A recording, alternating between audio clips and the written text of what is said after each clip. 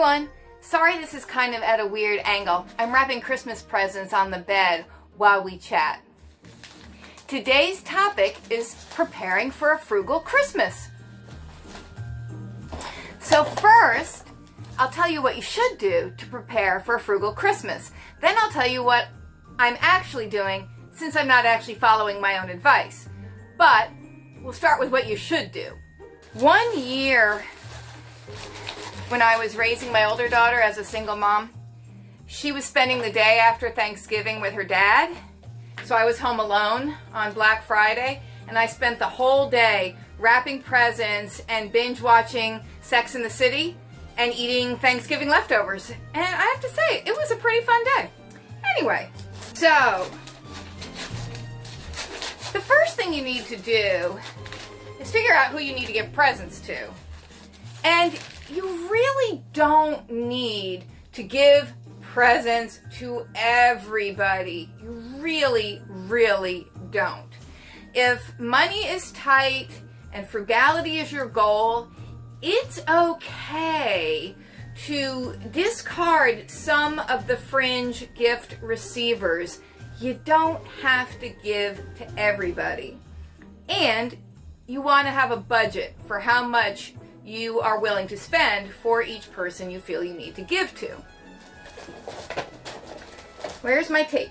Okay. Ideally, you're going to be shopping throughout the year, so you are able to spread your spending out over an extended period of time, and then therefore you don't feel that massive financial hit at the holidays. And you also want to be able to take advantage of sales and deals as they come along. But back to cutting people off your list. It really is okay. You shouldn't feel obligated. Even if you feel that someone's going to give you a gift, so you feel like you have to give them a gift, you can tell them ahead of time, you know, money's tight this year. I'm trying to keep the gift giving really simple. I want to focus on the kids. So I'm really just not going to be shopping for everybody like I have in the past. Please don't feel that you need to get me a gift. And you know what? If they give you a gift and you don't have a gift back for them, it's okay. It doesn't need to be quid pro quo gift giving. I had a friend one year who basically told everybody they were getting a hug for Christmas. And that's okay. And, I mean, your kids might not flow with that too well, but any adult should be okay with not getting a gift. Really. There are, of course, always the super, super cheap gift-giving alternatives like making your own gifts and, you know, like knitting a scarf. And if you can't even afford the materials to be able to make a gift for somebody, the old standby works really well. You take a little piece of paper and you make a little coupon for a service and you give that to your loved one. So it might be, you know, the bearer of this coupon will be able to redeem it for 1 half-hour back rub anytime they choose. You know, that type of thing. A foot massage or a back rub, or, you know, I'll do one of your chores for you, or whatever, that type of thing. You're providing a service, for example, and that's free. I wouldn't mind having a whole bunch of coupons I could turn in for back rubs, or having my hair brushed, or even just, you know, a hug from one of the kids. That would be fine. I think most of us get to a point somewhere in life where we just don't need or want any more stuff. I want less stuff in my life. I want my material possessions to go far, far away, never to be seen again. I don't want more stuff. Now, if you're in a large family, you know, a large extended family, and the expectation is that people will be giving each other gifts, there's always the Secret Santa route, where instead of buying a gift for each one of your 6 siblings and their spouses and their kids, well, one, you can always say, hey, let's just focus on the kids. So you can always do that, get rid of all the grown-ups. You can give gifts to, instead of to individuals, to a family unit, you know? So let's say you have a sister and her husband and their 3 kids. You don't necessarily have to go buy 5 people's worth of presents. You can give a theme gift to the family as a whole.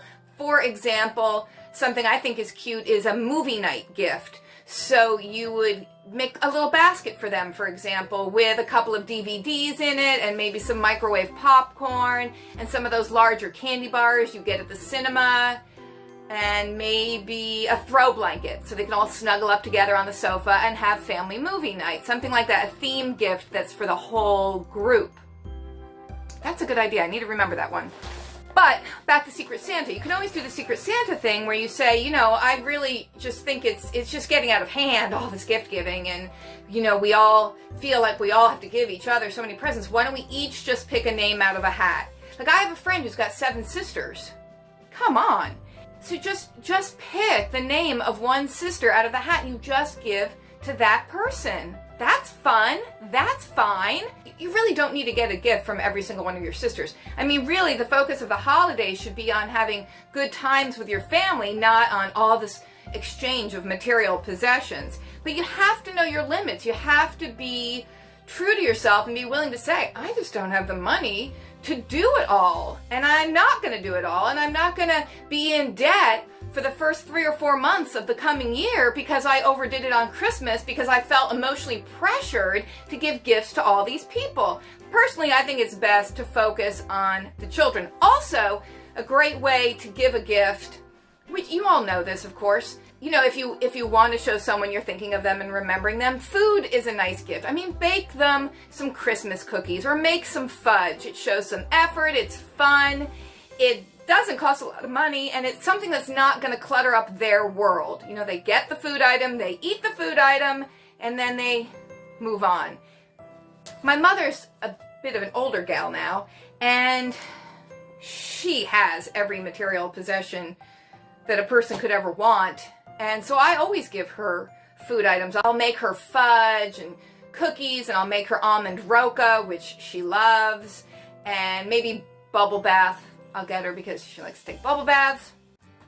All right, so once you've figured out who you really have to give presents to, I shouldn't say have to like it's such a burden, but you know how it feels sometimes, who you're going to give gifts to, you need to have a budget of what you can afford to spend on the holiday and stick with it. And of course, if you have been shopping throughout the year, that makes it a whole lot easier because you spread your spending out over time.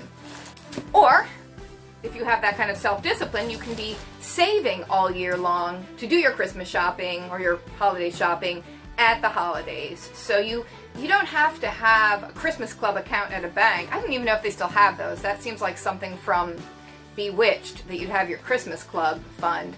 But you can set aside your own little jar, and every time you have a $5 bill come your way in life, put that in your jar, and then there's your Christmas spending at the end of the year, assuming a lot of $5 bills come your way. I mean, however you want to do it, to just set aside a certain amount of cash periodically so you have money to spend on the holidays when they come. Ditto birthday present giving.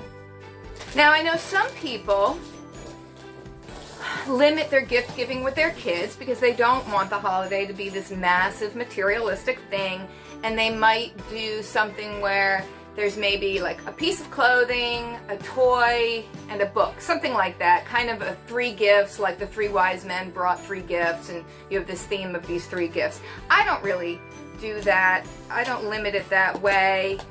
My girls want certain things, but it's almost like they don't care as much what they get. It's the excitement of opening new things that's really it for them. So, since I'm not following my own advice, what am I doing this year to have a frugal Christmas? I didn't really shop throughout the year for Christmas. A few things here and there I picked up along the way, though I think most of that went at their birthday in September for the little ones. But, you know, every time I go to a thrift store, I'm always looking in the toy section. You can get a lot of brand new toys and games at thrift stores. You just have to look. So I did some of that along the way, but not that much. And I really didn't save up money along the way either. So what am I doing? How am I funding Christmas?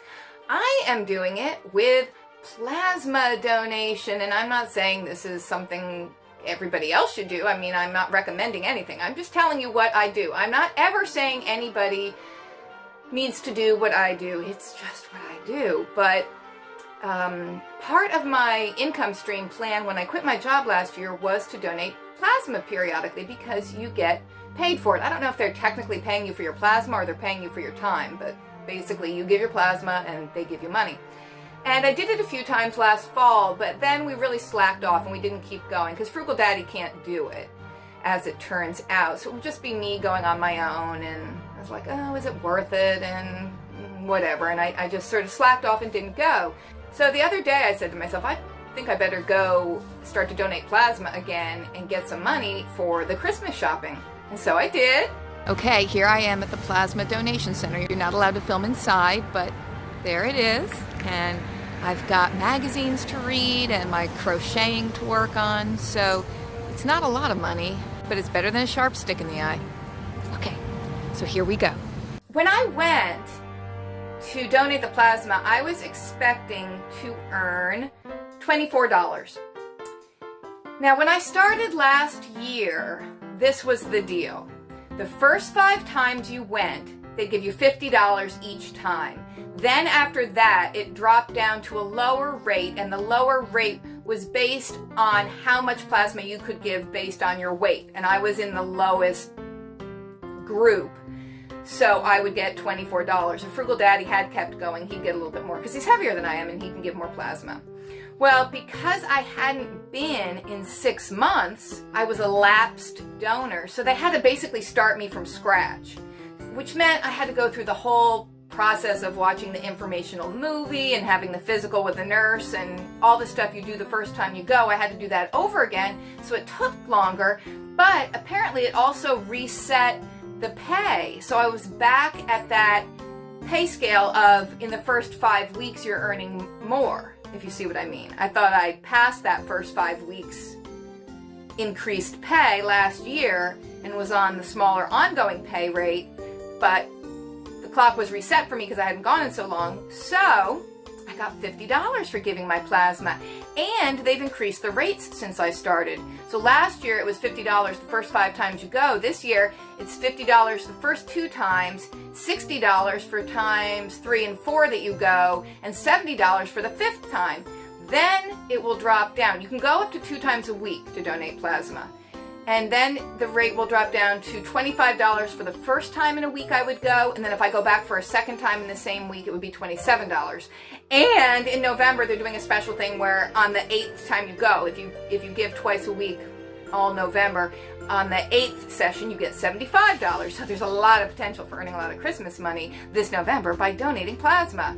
So basically, yeah, that's how I'm funding Christmas for the kids this year. I'm selling my life's blood, not really my blood, my plasma, and I gotta say, it's a pretty easy way to drum up some cash, and it's kind of nice in a way because while you're sitting there donating, you can't really do anything. A lot of people seem to play on their phones, but I read, and it's nice to just have like an hour of quiet where I literally really can't do anything else. I can't even crochet because, you know, I have the blood deal going on with my arm, so I can't. So I just caught up on reading some magazines, which was totally fun because I never have time to read magazines.